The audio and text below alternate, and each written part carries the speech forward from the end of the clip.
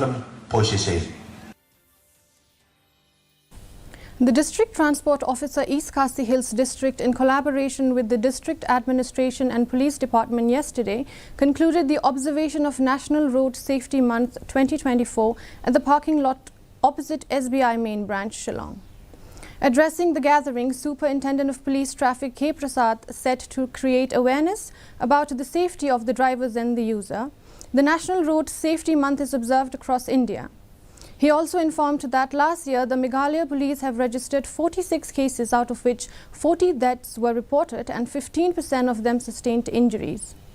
The Deputy Commissioner, East Khasi Hills District R.M. Kurba, while addressing the drivers on the National Road Safety Month, said the celebration is very important since we are talking about life.